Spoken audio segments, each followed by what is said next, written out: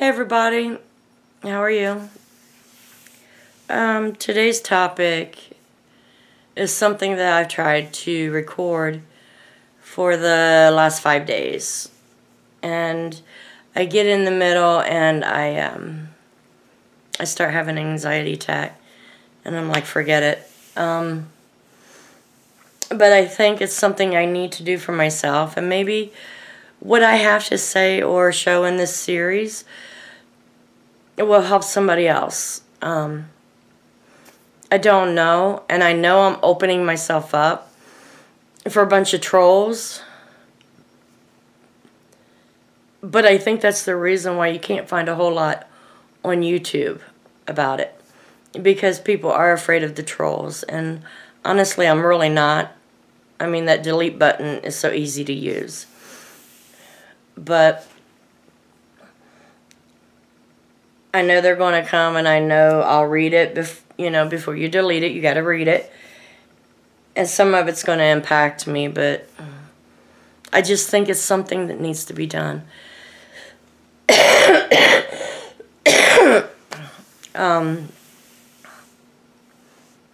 you see me looking this way, I'm looking at pictures of my children, and it kind of helps me focus.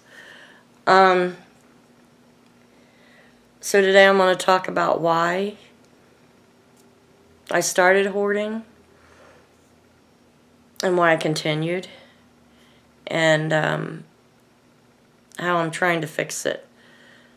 I think hoarding in my situation is more of a emotional situation more than mental, and I think to me it's a big distinguishing the two, because if I didn't have the emotional part to it, it wouldn't exist. But I guess in some ways it's mental, the way my brain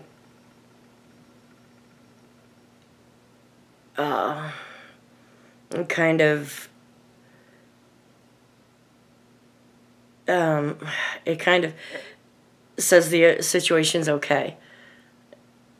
That it makes me blind to the fact of the hoarding. That's what I want to say.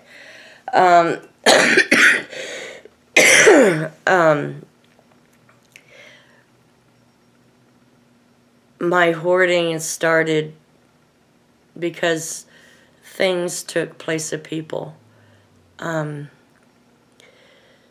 When I was younger, I didn't have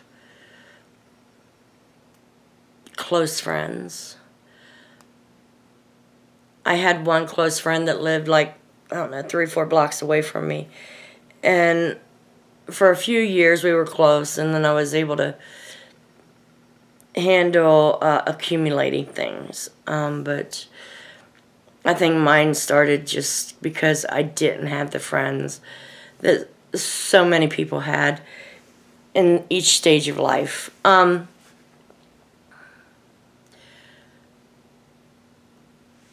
From preschool to 4th grade, I went to a handicapped school. And even though everybody had different disabilities, we thought of ourselves the same. Nobody stood out. Nobody was rejected, because we all was going through our own different obstacles, and we would cheer each other on when they were trying to accomplish something. In 5th grade, it was 74, 75, right after 88, put in their rules, which I think was 72. So, they were starting to move more and more children into regular public schools. I was the first in my district, so teachers, students, nobody knew how to even try to accept me.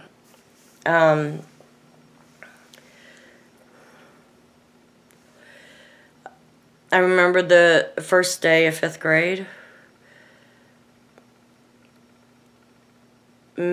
many of the students, especially the ones from wealthy families, kept telling everybody that what I had was contagious, that they needed to stay away. And of course, you know, wealth carries a lot of power in school. So everybody listened to them, you know, stay away from her. She's contagious. You'll catch what she has.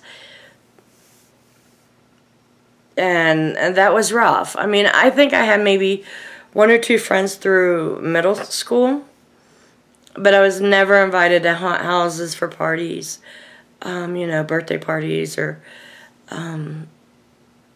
play dates, overnight stays. You know, I'd come to school and people's talking about, you know, what they did for the weekend with each other, even in 5th grade. And I never had those conversations. So I pretty much exceeded very well in middle school. I mean, what was I else was I going to do? So I studied all the time. By the time I went to high school, I had some pretty good friends at school. You know, people, at least I could talk to them. You know, I mean, at least I did have a couple of people I could talk to. Well, in high school, you had 3 middle schools coming together. Then it started all over again. Stay away from her. You don't know what she has. You know, and in 9th grade, you think they'd be smart enough to look up my disability because I would tell people it's not contagious. It's cerebral palsy. They could have went to the library and checked it. But, of course, you know, most people in high school are sheeple. You gravitate towards the most popular or who has the same likes and dislikes that you have, and you gravitate towards them. I really didn't belong anywhere. I didn't belong in with the druggies. I didn't belong in with the jocks. I didn't belong in with the choir people or band or anything like that, because my parents didn't have the money to, you know, put me on band or anything like that, because most of my expenses at home were medical expenses. You know, they were just trying to keep me up with the latest braces and stuff. Anyways, I'm digressing.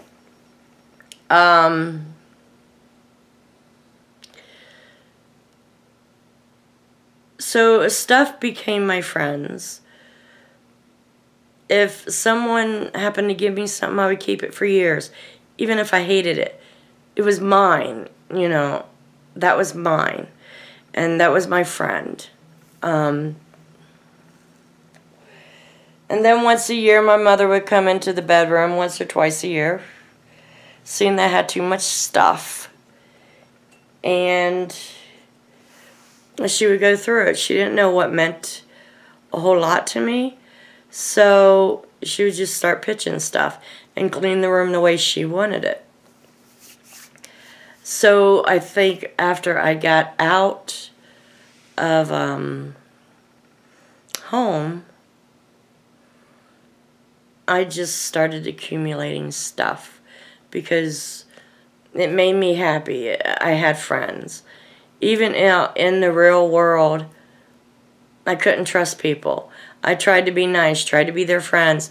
Then I wind up getting used for money, babysitting. I was tossed aside at a moment's notice. You know, if a new boyfriend came around, you know, I was their companion until someone better came along. And then they would come back to me if they got dropped by that other person. And stupid me, wanting friends, always took them back. So, I mean, it just continually grew. And I use this thing as saying I'm like a gypsy. I love to move around. And that's not the fact. That is an excuse to get away from what I've done to myself. I would go through the house and pick up what meant most to me, and I would move. I would move the furniture, and then I would try to find what meant the most to me, take it with me, then take the rest, throw it in boxes, throw it in the garbage. That way I didn't have to deal with it. And that's kind of why when you watch the show on hoarders, I always cringe, because they're getting rid of stuff so fast. You know, this person, 90% of the time, I'm not saying there aren't any good cases in there, but 90% of the time are just going to replace that stuff again. So I was moving every 2 years. When my children got in school, I made sure I stayed within the same neighborhoods. That way they went to the same schools. But I continually did this. I would get stuff. I would get so overwhelmed that I would move. And then all that stuff goes in the garbage. And I don't know how many things I've lost through the year because I didn't find it amongst the stuff. So where I am now, I have gone through 3 to 4 years of counseling. And they would come in here and talk to me in my home. And we would discuss everything, my feelings, why I started doing this, how am I going to end it. And it always, you know, I always knew the right thing to say. And they would be like, well, you know what's going on, so you know how to fix it. But the thing was, I couldn't fix it. Because even at my age,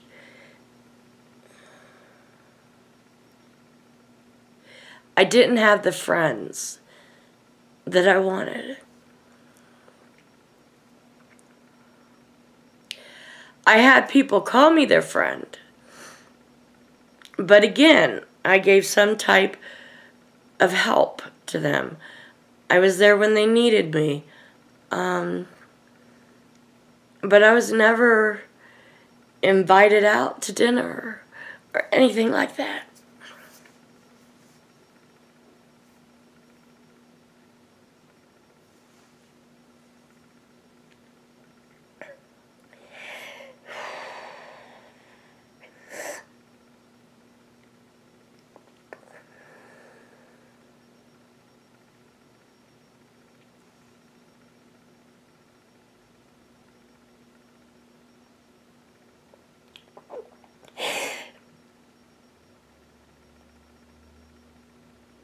I'm sorry.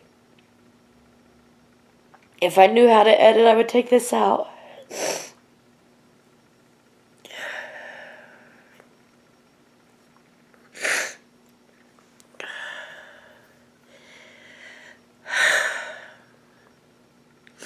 Anyways, so I was still that friend of convenience. You know, I even moved to a whole new town thinking I'd get a new start. But it was still always the same thing wherever I went. Until approximately a year and a half ago.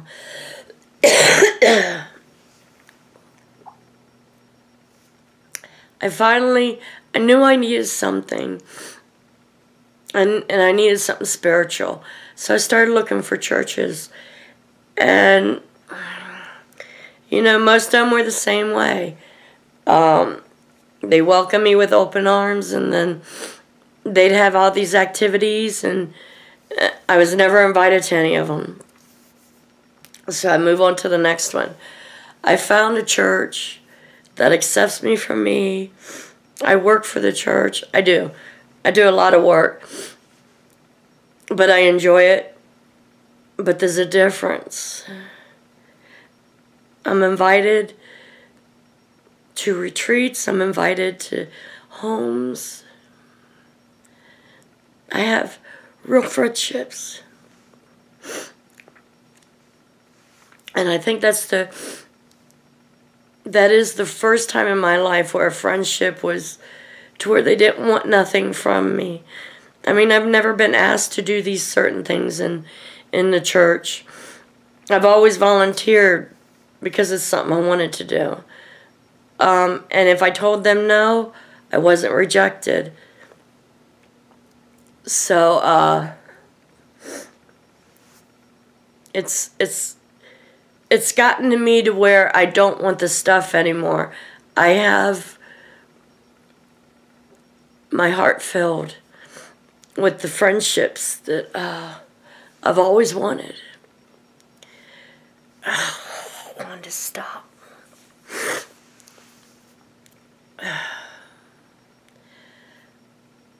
So the last 3.5 months, I have worked on my house. At first it was hard. You know, I had my mindset that this was going done, but still everything was just so overwhelming. Everything everywhere. You know, and I was saying, my house is just stuff, it's not trash, but once I go through a box and I move a box, I'm seeing stuff is fell behind there that could have been a candy wrapper or something, and it was disgusting to me. But slowly, I have started to whittle all this down. I went and donated 6 large boxes to a nursing home. Nursing home. So that way they could do crafts with their patients. I've taken many clothes that I can't wear anymore. Took them to the thrift store. There's still a lot to be done, but it's a lot better than it was. It started with just as I went by something and I seen it needed to be put somewhere else, I would go put it somewhere else while I was headed to that room. Now maybe I would only get 4 or 5 things done, 4 or 5 items done a day. But as I started putting stuff away or throwing it away or donating it, the momentum started picking up. Now I have my living room, kitchen, and bathroom probably about 75% finished. The bedroom is the only thing I haven't done yet. So that will be the room that you see. Not today. Can't do it today. But it was to the point. Okay, I want to show you something. This window over here. You see right here, the frame of this window? I had boxes piled all the way up there. They're gone. I've slowly went through everything to get rid of it.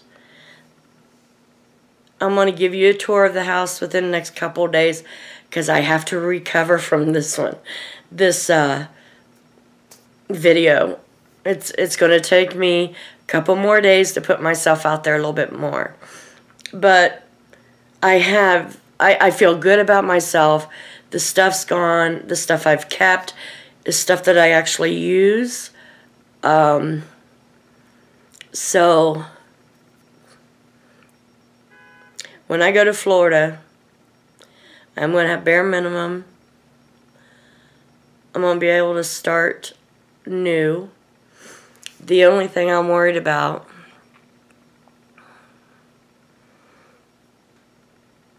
is getting back into old habits. What if I can't find people to fill me up? The same kind of people I found here. What if I cannot find it in Florida?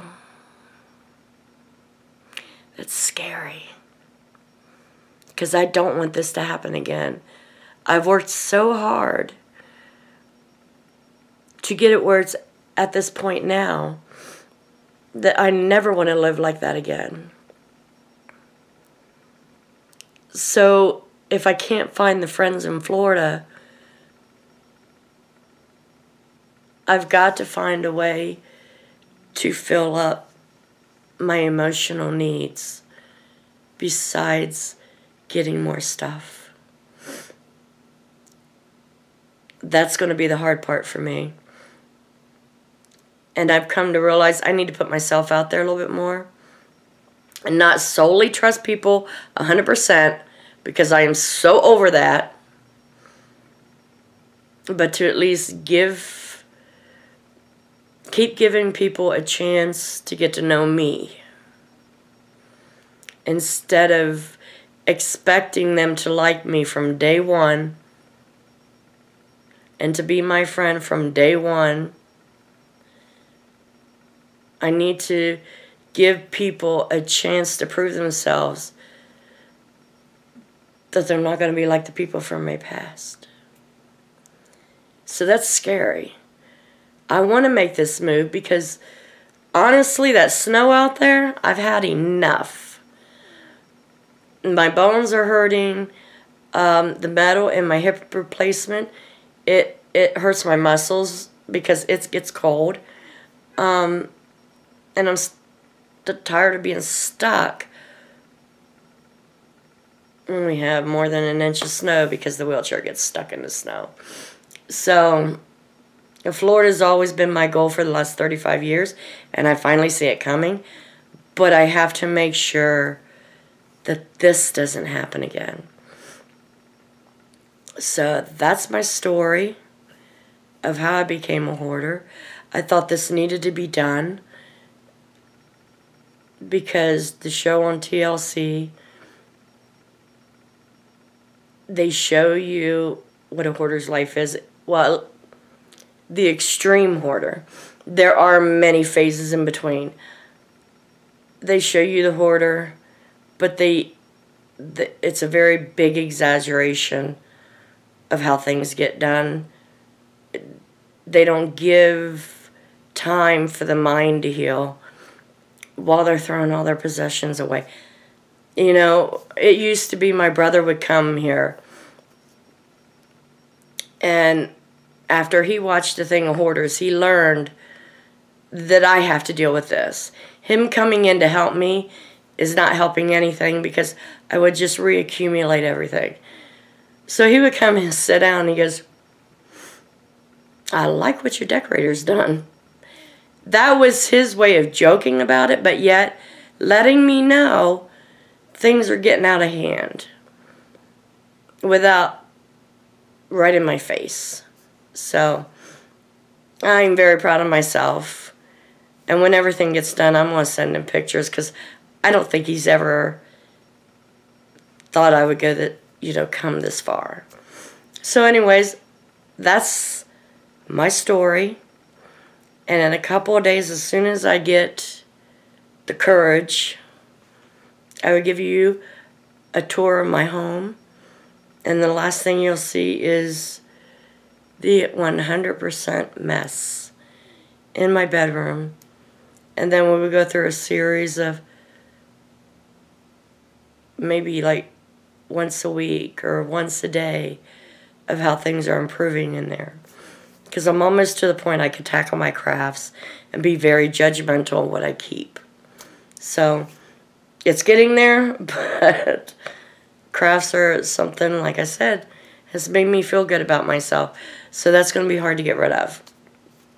So thanks for watching. If you've made it this far, I appreciate it. And sorry for crying. But I think this needs to be on YouTube. I think someone's personal experience, without any kind of sensationalism, needs to be put out there. Because this is a real thing. And, you know, maybe someone can learn from things, learn from this. And that's what I'm hoping. Even if I help one person get out of the minefield they're in, that would be awesome. So I want to thank you for watching, and I'll see you in a couple days. Bye.